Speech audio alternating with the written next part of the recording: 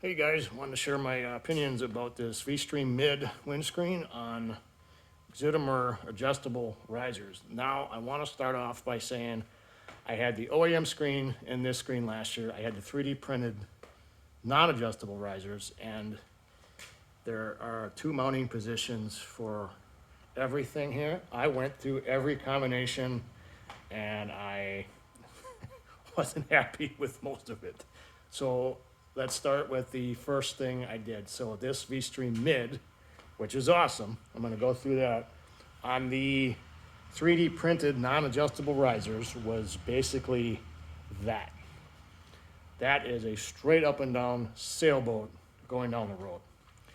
Now, after getting it, I was happy as shit because for the first time, I did not have any wind buffeting, any wind noise, and I could ride a long ways without getting beat up.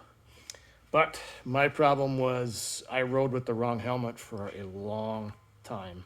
The LS2 Carbon Adventure X, which is a very lightweight but is a very loud helmet. I couldn't do anything about it, and I'm going to sell it. So I finally got a heavier duty, still ADV helmet, so I have a visor, so I'll get over that too.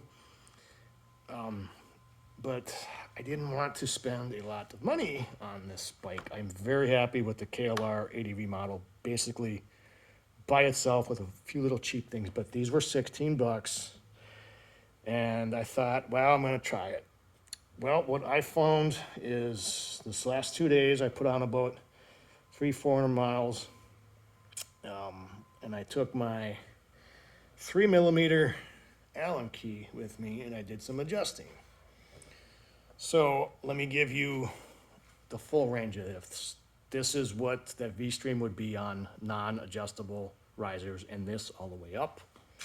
Now this is all the way down.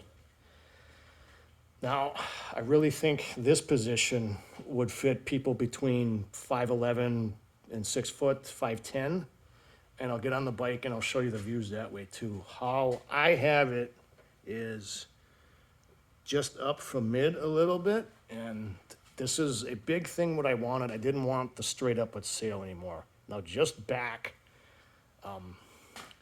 actually put my line of sight right over the top of this. So even if this gets covered in bugs in the summer, I wasn't looking through a screen anymore. But being tilted back a little bit, it chucked that wind wall way, way over my helmet visor. That has made a huge difference for me. So first getting this, like I was saying, I was actually looking like right through here. I'm 6'2", if I didn't say that already. And when I first got it, I was happy as shit. So I don't think a lot of people know this, but that OEM screen is a little too narrow for a helmet. So on the outside of my fingers, and even if you got that on risers straight up and down, what's going on is that wind is howling right past your ear holes in your helmet. That creates a lot of noise. Now, I swear I almost got brain damage this past year riding because, hey, I'm an enduro guy. I finally got a KLR. I want to start doing some trips on it, but god damn, my head was pounding after about 2 hours. And what I was getting was that low frequency reverberating, basically like driving down the highway with your back windows down. Orange earplugs would not stop low frequency noises, and it actually amplified it inside that carbon helmet. Like it was just a bass drum just pounding.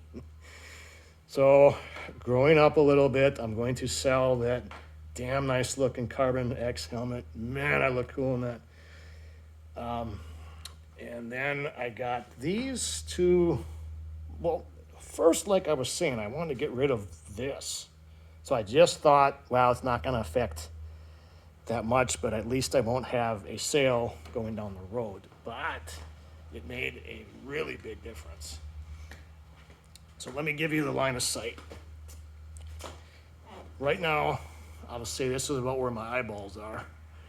I'm looking right over this where I have it set. Being 6'2", that is throwing that wall way up. Even if I move my head up and down a little bit, it's not catching the visor.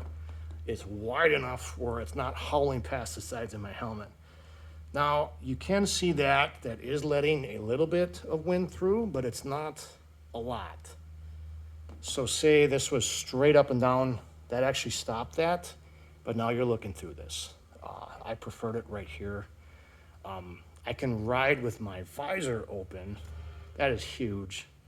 My beard's not flying around all over the place. Like I said, I'm not getting any wind buffeting or any noise. I'm happy as shit with that. This would be the view straight down. Like I'm saying, my eyeballs are right here. I think, like I said, if you're 6 foot, 5'10", this would be really damn good for you. Now, what these risers are also doing is putting that farther away. So let me get over what that did. So if you had that closer to you and you were standing up off-road, it was too close to your face. It's basically a guillotine on your neck. Now, is this a good screen to ride off-road with? No, it's not. It's too tall. You're going to be looking over it. However, it's super easy to swap out, and that's what I do. I keep my OEM screen, and I use this bike for a lot of different applications. That's why I love it. It's super simple. Just 4 bolts in and out. The OEM screen's a little bit lower. It's easier to see over. Now, I am not a interstate traveler with this bike. That's why I keep the 15-tooth sprocket on. I think it's geared absolutely perfect. And I am very picky about that, being an enduro guy. Now, say you wanted to take this bike and do a lot of trips on it. This is absolutely mod number 1. You guys need to do this to be comfortable. Number 2 is like cheap little throttle lock. This is a Go Cruise. I'm gonna do a different video on that because this isn't really KLR specific. And then you guys swap out to the 16-tooth, which lowers your revs at 70, 75. This bike is plenty capable for all that stuff. I get so sick of people shitting all over this bike. This is one of the favorite bikes I've ever had, and I've had a lot. So back to like the riser positions.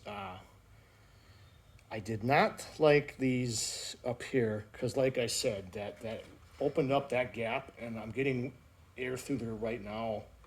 So it really raised that, and it kind of really negated the effect of getting the wind out of your face.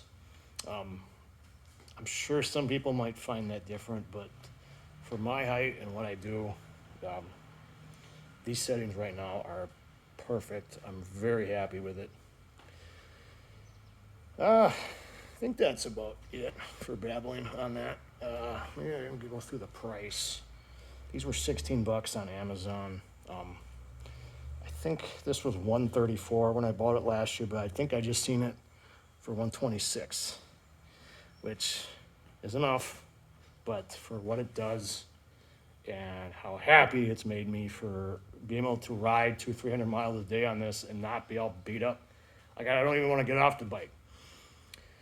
Now, here's another thing. So if you read some reviews, people are going to whine and say these bolts crack the screen, which I think mine might have a little one. You can't tighten these cock stiff on this. It will crack the screen. It's got them gaskets. It's just meant to go in snug. Even if you're loose, it's got them rubber things on there that it's not going to move around. So don't over tighten these, because like I said, it's not that much, but I don't want to be buying another one of these. I'm pretty damn sure I covered everything you could on this. If you do have any questions, I mean, feel free to ask me. I do like answering questions on here because I have learned so much from other people on here, and I'm so grateful that I asked a question, I got a legit answer from someone experienced in the subject I was asking, not the keyboard warriors, obviously. Yeah, I think I'm going to be, I got the week off, just finished my garage here. Got the concrete all redone. All right. I think I'm going to take the bike on a trip somewhere later this week. So, see ya.